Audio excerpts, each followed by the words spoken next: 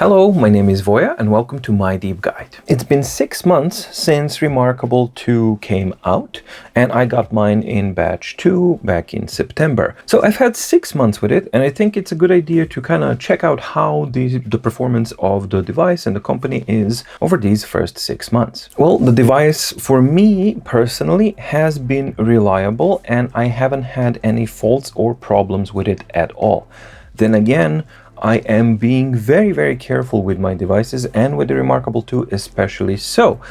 So I didn't actually expose it to any situations where it could have gotten damaged or anything like that. That being said, there are quite a few people who unfortunately had the misfortune of something happening to their Remarkable, and the majority of the issues are basically when the device falls into the bottom corner or the top corner. The aluminum alloy that is being used to wrap around the device is actually quite soft and it's obviously not being reinforced on the edges, which means when it actually would fall onto the corner where the USB is, the corner hit would or could damage the ability to plug in the USB cable, which means limiting the ability to charge. Same thing goes for the other angle with the power button. Basically, yep, if the device would fall in, it could kind of depress the button as well inside, and that leads to another fault that a lot of users unfortunately had the case, which would be the power button actually sticking inside and not coming back out. Now, if that's something that happens to you, I recommend that you do what the other users did, which is write to the Remarkable and be patient. So we know that they take a long time to respond. That's a given. So we know that. No need to dwell on that. That's something that's a given. Is it a good thing? By all means, no. It's not a good thing. If something is a good or a bad thing, it doesn't change the status that it's a fact. It takes them for about 2 weeks for them to get back to you. It's frustrating. I'm not justifying it at all. I'm just informing you so that you know what to expect and to adjust your expectations accordingly and to try to minimize that disappointment and annoyance with the real world situations that are these. The good side is that once they actually do come back to the users who had this issue, I've heard of quite a few instances where they simply went on ahead and wanted to replace the device. But that means also waiting more time. So of course you need to wait to get the new device shipped to you. You have to return the other one. More hassle, yes. For a simple drop that happened, definitely an annoyance, but there are ways around it. However, because you have to wait such a long time, if something like this happens to you, that you press the button and it depressed inside and you can't get it out, try to get it out mechanically first, because it's not broken, it's just mechanically lodged around this frame here. So one of the things that you can try and be extremely careful to do this is to take something very sharp and thin and try to kind of lodge it in between and pop that button out. Be extremely careful, but your goal is to get into this kind of small space between and try to mechanically push it up. Again, be very gentle and extremely careful with this. Do not use a toothpick. Do not use anything that can break off easily. It needs to be something that's thin but sturdy, that can actually kind of slot in there and just give it a gentle, very gentle nudge to help that button come out of that place where it actually lodged in. If that doesn't work and you're waiting and you're stuck and you can't power on your Remarkable, there is a trick that you can actually use to power on a Remarkable, and this is it. Remarkable is sleeping, right? However, if I put on a power cable in there, it powers up. One more warning though, the USB cable thing is not 100% thing. Sometimes it will wake up the device, sometimes it won't. So it's something that you can try. Again, it's just like last resorts if you are in that type of a situation. For me, it's a hit and miss. Sometimes it works, sometimes it doesn't.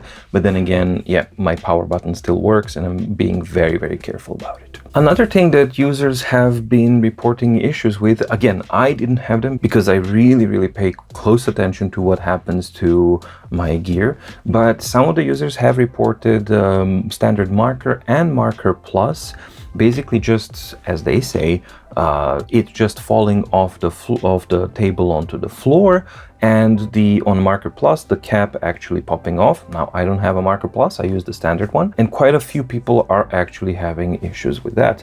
Again, this is something that you have to report, and you get a replacement, and it's a waiting period. So yeah, it's an inconvenience for sure, and it's something to be aware of, to be very, very careful with your Marker Plus, and don't let it fall, because apparently that cap can fall off really, really easily. The second part that's a little bit more worrying is that both on Marker Plus and the standard marker, I've now been seeing several images where top of the marker housing actually breaks.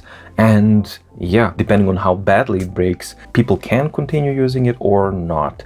So again, be very, very careful, because apparently the material is brittle, both on Marker and Marker Plus, and that cap on Marker Plus is fragile. So it's a good idea to be careful with your device if you want it to last a long time. And also, like with any device, there were some screen issues, but that's more a manufacturing and quality control kind of thing, because yeah, if a device is shipped with a screen that has a line or something like that, that's something that happens to every manufacturer and every product that's mass produced. So it's an unavoidable kind of fact of life. It's unlucky if you got that device, but again, if you contact them, they will replace it. You just have to be patient. So those are generally the issues that users have been reporting with the Remarkable 2 for these first 6 months. I really want to stress out that for a lot of users who've had issues, I'm very, very sure that there's a much higher number of users who are just happy using their device. They're not on Facebook, they're not on Reddit, they don't care about it because they got their device and they're using it, and they're not voicing their concerns.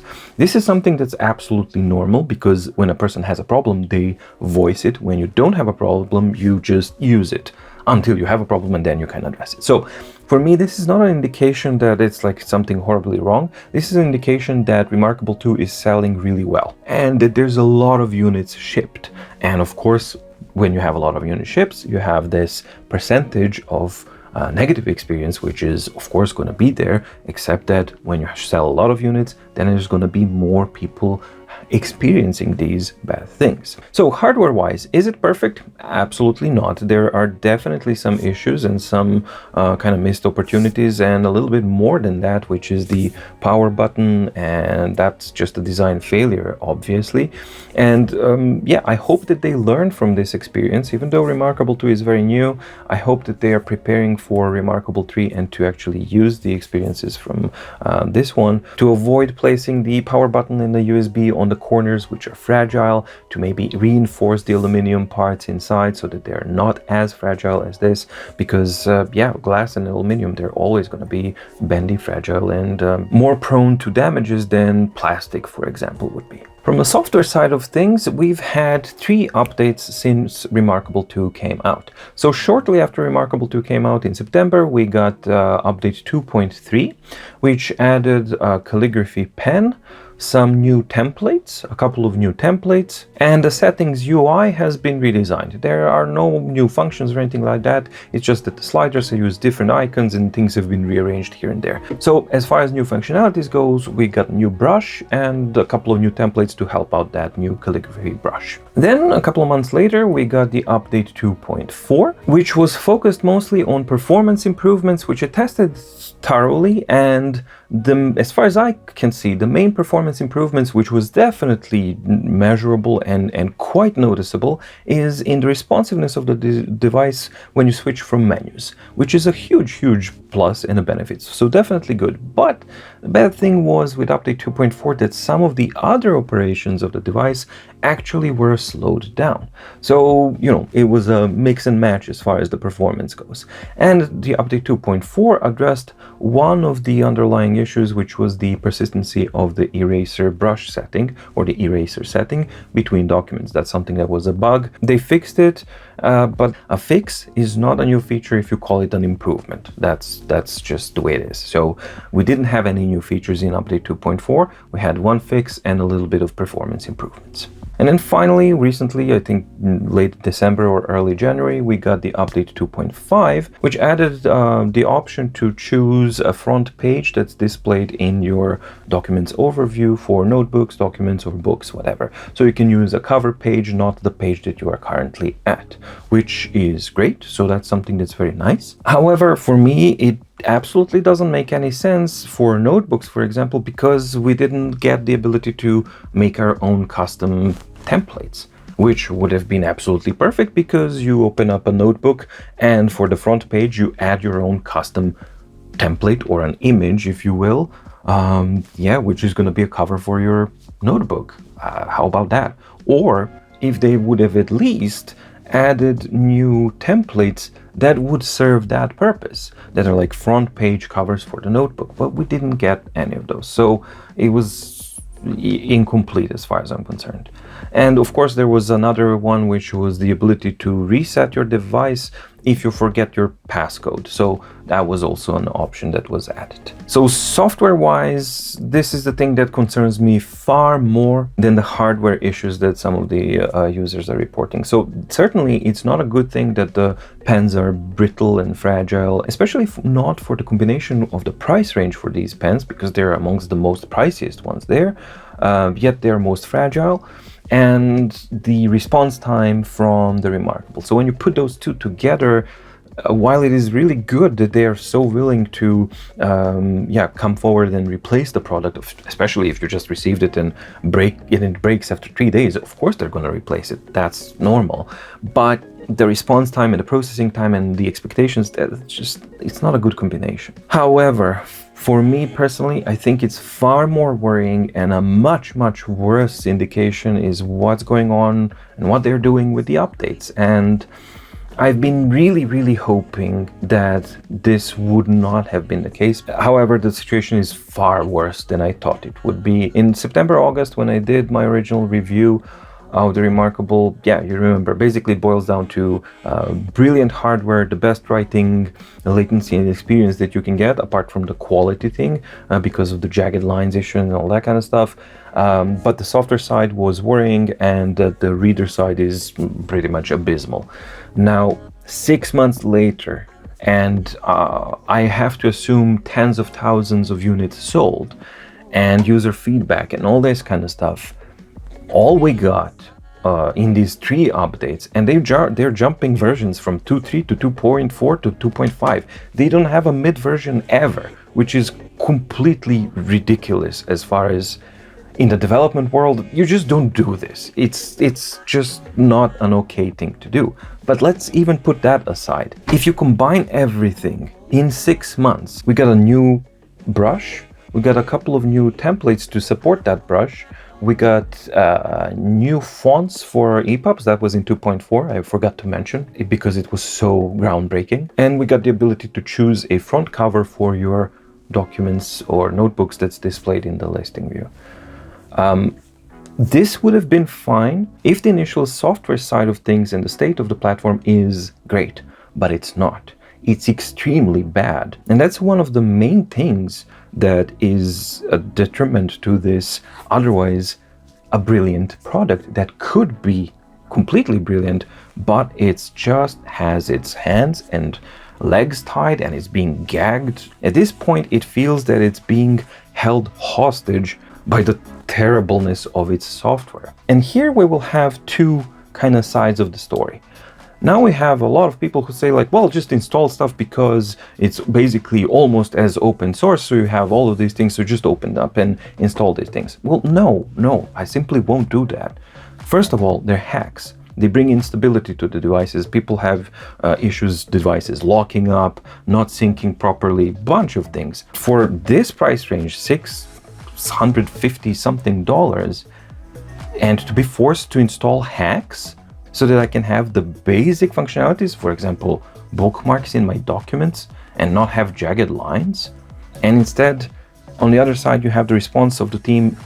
Most of the time, they don't even address these issues at all. It's just flat out silence. Or if you press them enough, in serious matters like jagged lines issue, which is for me the most important and biggest problem why I can't use the device that I bought and paid for, for now 6 months, their response was, yeah, we don't really think that's that important. And then you let a user implement a fix that fixes that, and you never address it. So that combination of severe software deficiency and unwillingness from the development team to address or fix these issues and improve the platform, that's not a good indication at all. I am still hopeful. I am still hopeful that maybe these first 6 months, they had a lot of issues with COVID, with the rolling out of devices and then returns and dealing with the returns and getting devices to the retailers so that you're actually able to buy the device from other shops and things like that. So those are definitely real world hurdles that they've had to deal with. But again, I would be hard pressed to understand and accept that logistics of returns and shipping units will affect the software development team. I can't really reconcile those two. I really don't think that the software development team is doing the packaging and returns and all that kind of stuff. I think that they should be left alone to focus on their job so that they can do their job properly. But at this time, I don't see any evidence of that. Hopefully, they are now coming on top of that initial wave and surge of everything that they had to deal with. And I'm still hopeful that maybe in the next half of 2021, we finally start to see this platform to advance and to shape up in what it should be. I'm gonna make another video where I talk about what I think are these, what's my wish list, right? For this platform to kind of shape up and be better. But suffice to say, I don't want it to change. I just want it to improve, right? So distraction-free, simple approach, all of these things, I love this. That's what it's supposed to be. I don't want apps. I don't want a browser. I don't want any of those things. Absolutely not. Because it is supposed to be a writing slate. But for it to be that, it needs to be improved. It absolutely has to have functionality and software and platform improvements so that it can be what it should be. So how to sum up my 6-month experience with the Remarkable 2? Well, I'm just going to compare it with my 6 months experience with Remarkable 1. And unfortunately, so far, it's much, much worse than it was with the Remarkable 1.